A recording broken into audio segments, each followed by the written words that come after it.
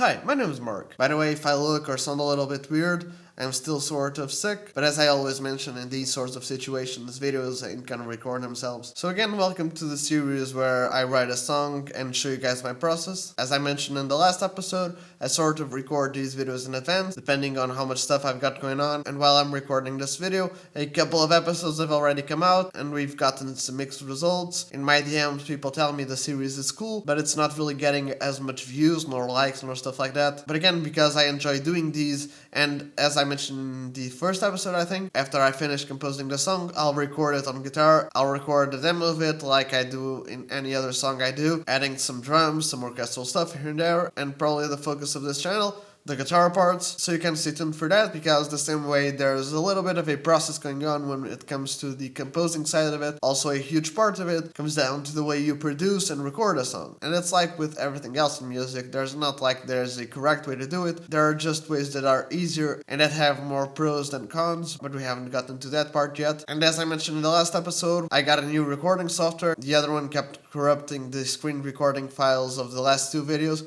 Hopefully this one works better. And also, like I mentioned in the other video, because I record these in advance, at this point in time I don't yet know which sort of verse you guys chose, if either the more spookier-ish verse with some modulations and stuff like that, or the more jazzier, again it's not really jazzy but I call it jazzy, basically the one that sounds sort of like the intro of the song. I gave you guys the opportunity to choose which one you wanted, and I don't really yet know which ones you guys wanted, but as I mentioned in the last episode, I already know sort of how the song goes until we get to the second verse, so we're doing that right now.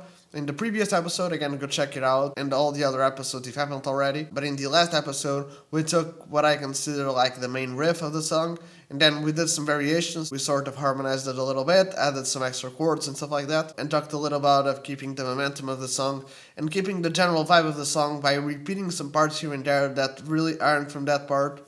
Again, go check it out if you haven't already. But today we're basically doing the same thing but in the chorus. We're going to take the chorus and revamp it a little bit so that again it doesn't really sound boring and in a way stale, I guess. So let's do this. I'll play the song from the intro, and when it gets to the verse I'll sort of explain how the verse goes, and I'll get to the pre-chorus and then the chorus part.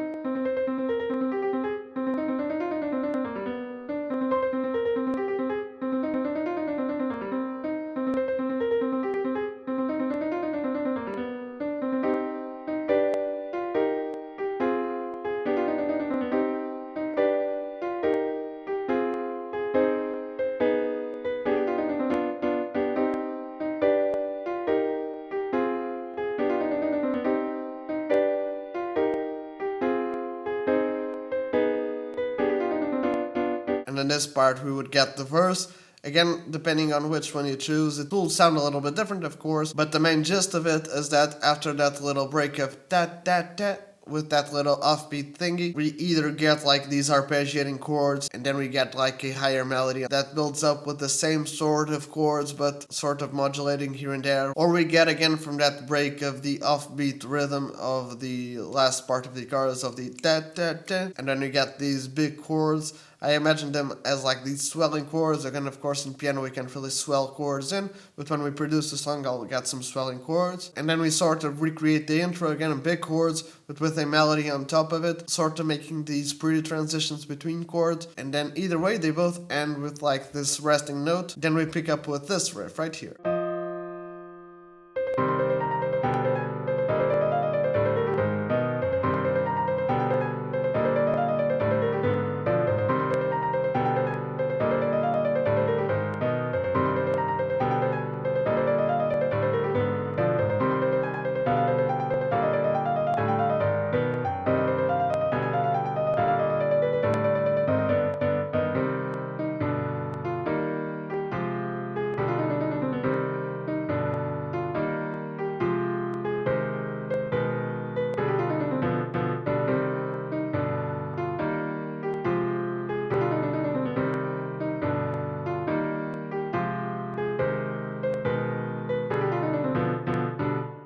this part right here being the chorus part. And today we're going to, again, either do like we did with the verse before, like harmonizing it differently or something like it, or changing the melody a little bit. We'll get to it. But before we do, I just want to say, please subscribe to my channel. You're probably aware that YouTube acts a little bit weird. Even if you subscribe to a channel, those channels' videos may really not show up in our subscription box. And even if you ring the notification bell thingy below, you still really will not be notified of that channel's content. So if you want to stay tuned to my videos, not only do I suggest subscribing and turning on all the notifications, but also follow me on social media. Not only do I post some exclusive stuff there, like improvise solos and jamming over backing tracks, and generally wherever I'm up at the moment, but I always post about my videos. Links for the usual suspects will be below, but in general, at my guitar, and since you're done that, consider leaving a like and share this video on social media, I'd highly appreciate it. But getting back to the video itself, because I don't want to make it feel like the chorus never ends, I'm thinking of perhaps adding some variations here and there, probably after this little break part right here. Because since we already had this chorus-ish part in the beginning of the song, the listener will probably remember it. Actually, since this is the chorus of the song, it's kind of like as if you left home, aka we played the riff, you went to work and did some other stuff, like we played some other riffs and did the verse and other things like that. And then we got home again, we got back to the chorus. And there's this sort of familiar sense of it, which I think is nice as a listening experience. It gives you something to hold on to. But then if we either change the melody a little bit or the chords, something like it, I sort of feel it like you're returning home, but then when you get home you have a surprise waiting for you. Let's see what we can come up with.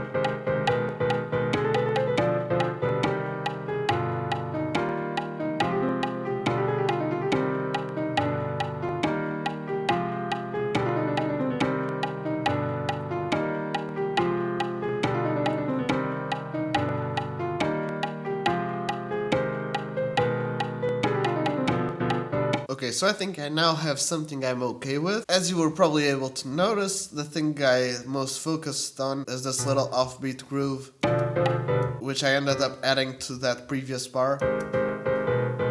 It's the exact same notes we had before, but just by adding that little extra spicy rhythm there, it not only spices it up, I guess, but it also adds some extra tension here that we're building up for that run after it.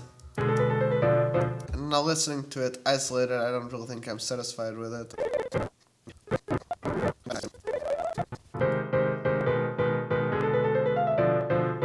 No, I think it's better with those two extra 16th notes.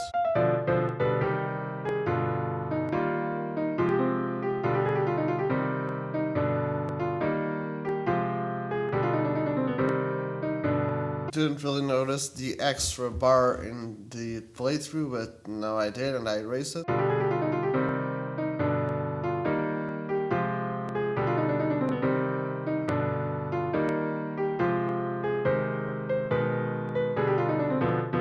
So as I was saying, since this was sort of a revamp of the chorus, we don't really want to replace the chorus, we just want to add some extra stuff here and there and take some stuff here and there. And the only thing I found interesting, again I tried to give it a little bit more oomph with this offbeat rhythm in this little section.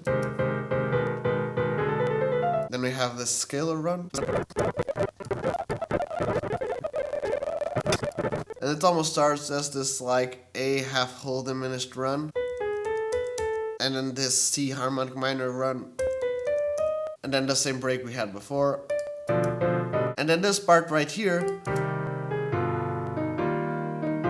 I didn't really play this melody here, I played it in the more jazzy version. I think I wrote this melody in there, but even though in the more spookier version, this melody isn't exactly there note per note. There are some very similar melodies that's listed rhythm-wise in the spookier version, so I think it won't really clash, but even if it does, if you guys choose the spookier version, we'll then do some house cleaning to perhaps feature this melody on the verse, even if it's the spookier one, but we'll see later on. At least for now, again, we did this little scalar line,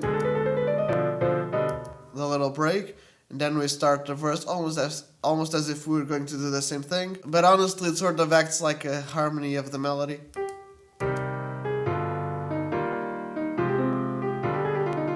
And originally I was going to do the scalar line with this little offbeat groove. But then I thought that maybe I shouldn't just throw all my eggs in one basket, then leave some extra stuff for like the last time we do the verse to make it really spicy. So I just thought, okay, do a scalar line so that we can go back to the original chorus.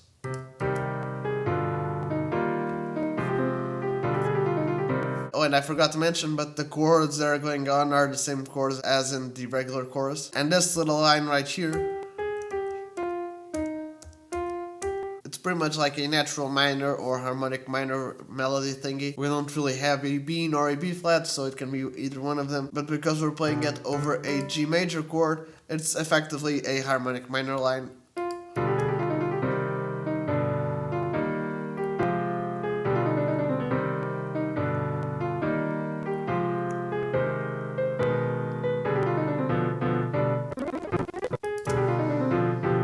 And right now I thought it would sound better to do the last little bit, just a tad little bit different. Again, it's the same rhythm and the same chords, just the melody goes in a different direction. Again, we didn't really go as much into theory in this episode, but as I've mentioned in some of my videos, like the 8th episode where I talk about theory that beginners should start with, knowing theory doesn't mean that it is all about the theory.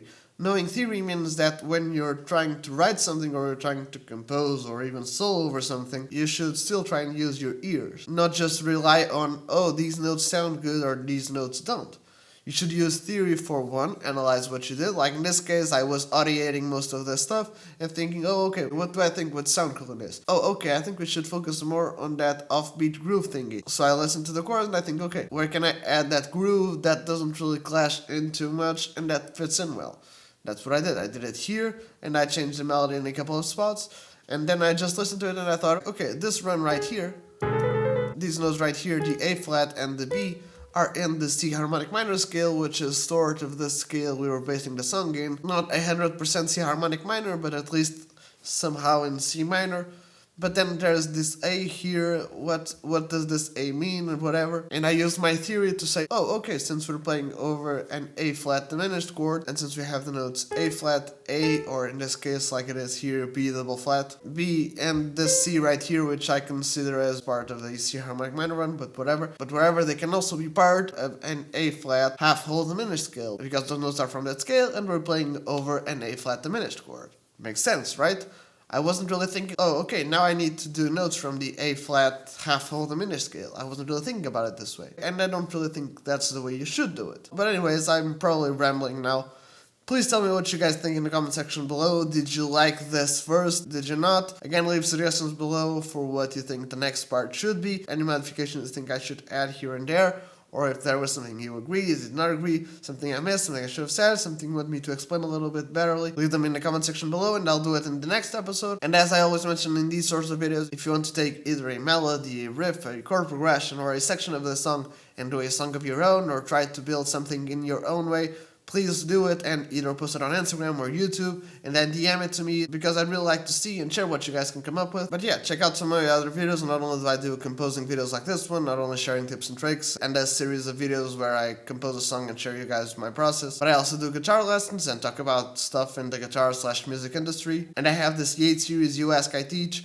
Again, pretty generic and self-explanatory title, but as you can probably guess, in that series I pretty much teach anything you guys have in the comment section below, at least guitar and music related, of course. So if you have something you want me to talk about, just leave it in the comment section below with the hashtag Yate. Again, you can check out the playlist with those videos in the card section right there, and the playlist for all the other videos, so please stay tuned for that. And yeah, thank you so very much for watching. Don't forget to like, comment, subscribe, turn on all the notifications, follow me on social media, and if you can, share this video on social media, I'd highly appreciate it. Check out some of my back catalog, and cheers!